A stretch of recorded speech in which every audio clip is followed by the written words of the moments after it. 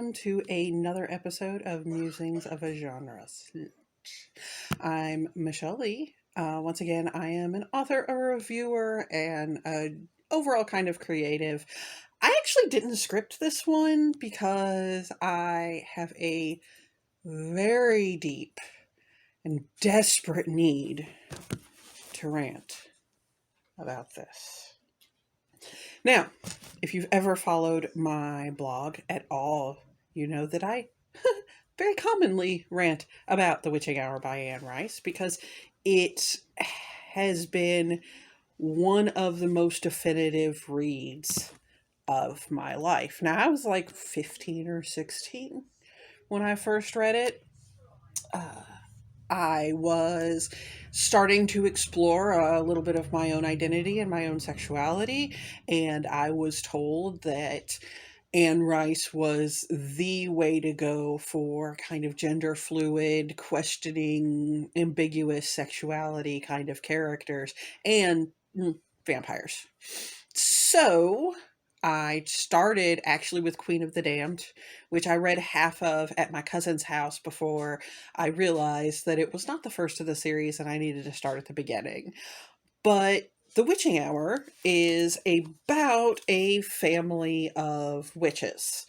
There's recently a TV show that was made from it on AMC, which I have opinions about, a lot of opinions. I have reviewed it for Reading Bites already on an episode by episode basis, so you will probably need to go check that out if you're interested in those. Ultimately, let's start with why I like it. First of all, Anne Rice was very, very unique in her descriptions, her style of writing. It's very beautiful, very dark, very deep.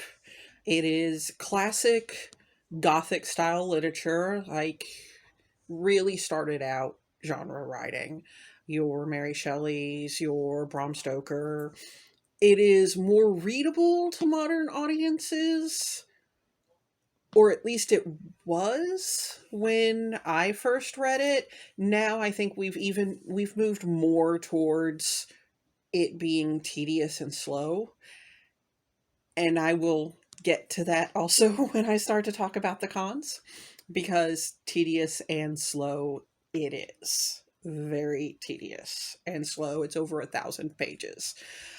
So I also want to talk about that. This is my third copy because 1,000 pages does not do well for paperback bindings. So most people, if you pick it up, you probably want to get it in hardback if you have uh, any if you want it to last a long time, if you want multiple reads, because I actually, my other copies, I had to replace the cover multiple times. I just ended up drawing my own little cover for it. The Witching Hour is primarily the tale of Rowan Mayfair, who has been raised as an adopted child with a very, very small family. She has her adoptive mother, Ellie, and her stepfather, who had a lot of flaws raising her, but the primary one that she is concerned with is that they raised her very isolated. However, when her birth mother dies, she discovers that she is the heir to a very extensive fortune, and that includes magic. She is a witch. While there's a lot of more blatant paranormal romances and horrors and such out there, being a witch in Anne Rice's world is a subtle thing. It's a more of a traditional witch where you have feelings, you can sometimes start small fires, you can, if somebody crosses you, they will have bad luck. Rowan is the most powerful. She ends up having more than that. She is also uniquely powerful because she is a neurosurgeon. So while a lot of the history deals with very intelligent women, they were still products of their time. And Rowan has a very good high class education. She has a massive modern understanding of how the human body works, how the world works, and that does lend a lot more power to her power, because it allows her to, when you understand things like veins rather than just I have an injury and I'm bleeding inside, you're intelligent enough to maybe target your tiny bit of telekinesis on a specific vein that might lend to somebody having a heart attack or a stroke. So that's the level of Rowan's power. And it's very interesting that modern knowledge has increased her power, whereas a lot of times in this special kind of unique magical world, we see that um, that's not the case. That people lose their power more the more science they have. Well, I find the science versus magic is it can be a very interesting setup. I also like knowing science can I like the aspect of knowing how science works can make magic more effective, can make small magics more potent. That's very interesting for me. So, The Witching Hour is the story of how Rowan relates to her own family history. Um, it does. One of the reasons why I read and reread this book so much, a lot of times I will only read this part. This is the part where Rice explicitly details the entire family history. It's detailed by a third party who has been stalking the family throughout time. It's the Talamasca. They study paranormal experiences. This is akin to the Watchers from Buffy, the Watchers from Highlander, things like that. So this part I read over and over because the level of detail and the building of all the witches throughout the line as full fleshed out unique characters, and how they're set in each of their time periods and how their time periods have affected them is very interesting to me. It's very skilled as a writer. The only writer that I know of that comes even close to it is Chelsea Quinn Yarbrough, who famously also has a vampire in history series that I highly recommend. Um, but I was asked several years ago why I only read that part over and over. So I decided that I was going to read the whole thing. And I was very quickly reminded of why I only read that part over and over. I don't actually like Rowan.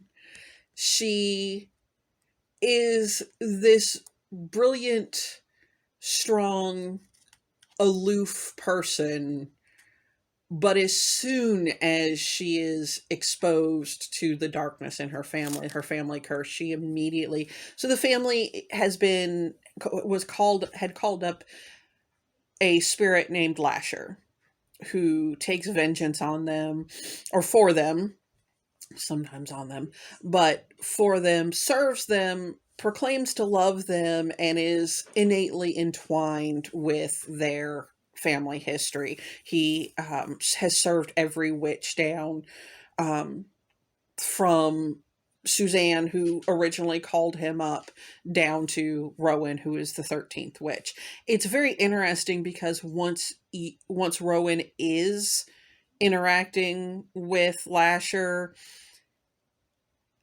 his reasoning for it, he talks about how spirits exist, but they have trouble paying attention, and that just existing, he existed and he remained existing because he was curious about Suzanne and then Deborah, her daughter.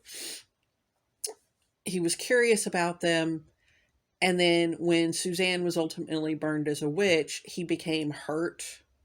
He became, his existence became painful.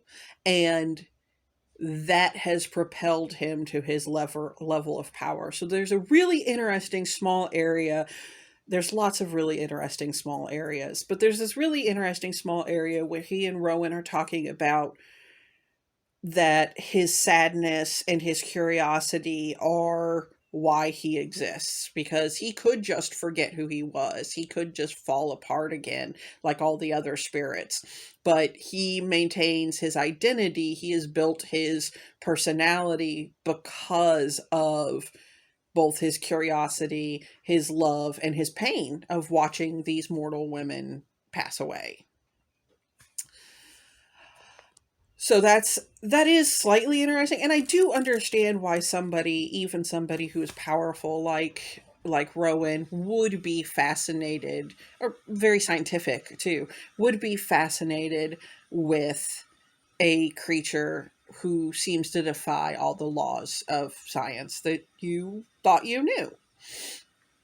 So I can understand. It's just the number of times she mentions, he's scared of me. I'm going to destroy him. If he comes to me, I can destroy him. I'm going to tear him apart with my psychic powers. And then literally as soon as he approaches her, she's finding excuses and lying to the men in her life in order to find time to help him, which is pretty big jump. It's pretty ludicrous. And when you consider, once again, 1,000 pages, you get like 900 pages of her not, like, saying, I'm not going to cooperate with him. I'm not going to cooperate with him. He fears me. I'm different. I'm strong.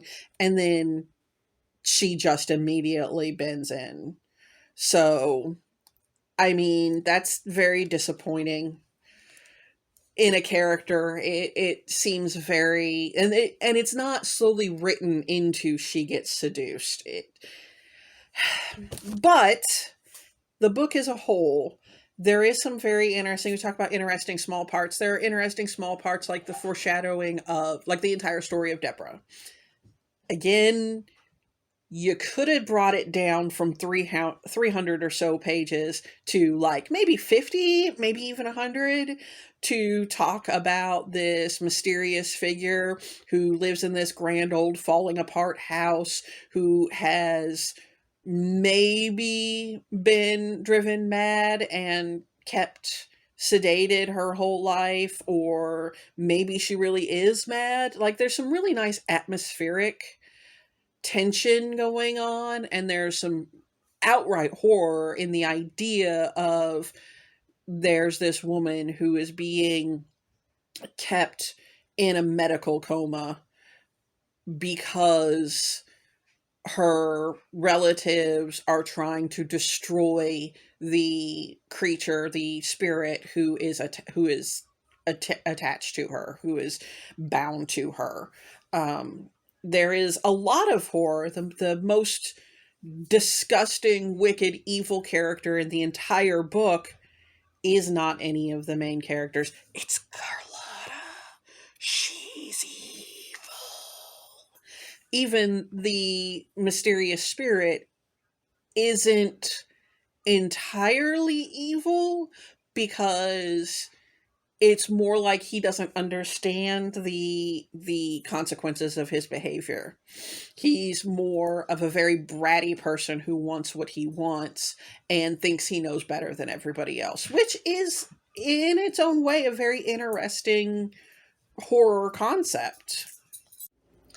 So this is a horror book, and beyond the possible demon haunting the family, causing bad things to happen to their enemies and sometimes their friends, and the entire sense of doom that readers will get when they're reading not just about Deidre, who, of course, her dying kicks off the entire plot of Rowan coming and finding her family again. But other than those horror aspects, there's also these horror aspects. I started reading this book the most recent time because I have a daughter who's about to turn 20, and a couple of her friends, and one of my coworkers at work, who's a little bit older than that, have never read any Anne Rice. Between that and the new TV show, there's been a resurgence of interest, which I love because she was so very influential on me, both as a reader and a writer. But I don't think a lot of readers are going to be prepared with the casual, with how some of the horror is very, very casual in this. Like, Rice clearly had some opinions on abortion that sneak in, but these are the most blatant. So the blue tags are rape, and this little bitty right here, single, is naughties with dead people. And then these yellow, or these pinks, which you notice there is an awful lot of, involves adult relationships between people who are related. There's a lot of it because it is absolutely vital to the plot of this story. Part of the horror happens because of that, and the entire family has a, oh, ha ha ha, of course we're all inbred kind of feel to it. It is done on purpose because Lasher is trying to build himself a stronger witch. And it ends up being a huge part of the plot of the following books as well, which I'm going to read, but I'm not necessarily going to review because they're not as impactful as this. So while I've been reading it, I have been making all kinds of little comments. I have little note part, like I have a whole box of little stickies that I've been putting in it with fun little, hey, this is how it affected me when I first read it, or just, this is absolutely ludicrous, like when Rice goes on for almost a paragraph about how sexy her hero's arm hair is. That's the level of writing you're going to see here. I do recommend it because despite my snarkiness about how it's very overwritten and slow and nothing actually starts happening until around page 900, like everything before that is just really, really slow.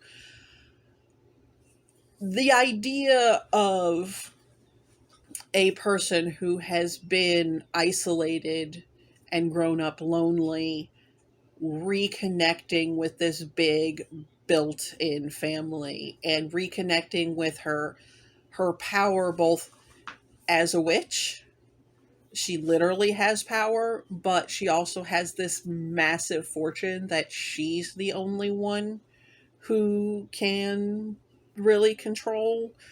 So in a lot of ways, she's already a strong, independent person on her own, but all of a sudden, it is one of the original books in my mind that talks about the Insta family, where, oh, did you know you were this special person that was a heir to this, or the heir to this entire fortune, and also you have magic powers. But yeah, as a teenager, like, of course I wanted that. Who didn't want that? I still connect with that, a lot of found family stories, because while they are literally her family, they were found family too, because once they realized that she was there and she was interested in being around them, they just immediately, like she'd always been there. So Rowan's loneliness really spoke to me, being isolated and feeling like a strong person, even though the world didn't seem to really notice that you were a strong person. Those were elements of the story that I really connected with. The idea of also getting a huge, giant haunted house and being allowed to spend however much money you want restoring it and finding all kinds of weird and amazing things in it as you're doing so.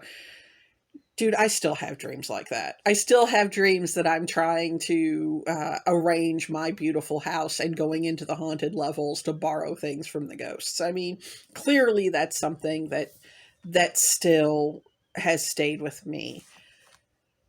Rice dresses it up in a lot of things that are horrific, but she's not one of those authors who's been like, "Oh, look how horrible this is. Oh, look how awful this person is." And quite the opposite. She's almost like, "Here are these horrible things, but don't you think they're beautiful too? Don't you see how they turned out to do this positive thing?" It's her writing being that complex is one of the things that really keeps me reading, even when I could only get through a chapter a night because I was waiting for something to happen. And it's really telling that as much as I hate so much of this book and would not tolerate it from any other author, it also has been so influential on me. It also has led to me continuing to seek out in more modern writing the story of the Insta family, the story of the lonely person who finds their destiny. I really like those kinds of stories, and this is probably where it started for me. So take it for what it is. Do I think most people should try to read it? Yes, if you're really into darker fantasy, if you like romantasy, if you like ghost stories, haunted houses, subtle witchery, then I think that you would love it. Do I think that a lot of people aren't going to make it through the book? Oh, yeah, absolutely. There's a lot of things, really horrific descriptions of severed heads and torture. And Rice has a very, very questionable relationship with her female characters and also with minorities. There's a lot of this book that is set directly in times of slavery, and it is written as if it is very indulgent and a ha ha ha amusing little thing. Black people are very, very much othered in Rice's work. But and I don't that sounds awful. That sounds awful to say, oh, but problems aside, this work still, I read it when I was 15 or 16 the first time, and it's almost 30 years later, and it still affects me. It still sucks me in. I'm still sitting here making yet another review video about it because it still means something to me. And I think that there will be a lot of other people out there that are feel like they're falling through the cracks of the other of romantasy, of horror, and they need something that's more complicated than any of it, that something that's more undefinable. And this is definitely something that I would recommend. I also have recommended it to my coworker and my kiddos because Anne Rice's work has been it was revolutionary when it first came out in the early 80s, when it came to gay representation, or not even gay, because while there is the in the most recent interview with the vampire remake, it was just absolutely fantastic and I love it. I have no thoughts about it. I think everybody should, who's into this kind of thing, should really watch it. But even in with it being made a blatant gay relationship, the actual books thrive on being nebulous. They thrive on being very gender fluid, very uh, orientation fluid, and I always really connected with that. And I think that a lot of people of the generations after me, Gen Zers, will find will find a home in this kind of very fluid representation of both gender, relationships, orientation, and genres.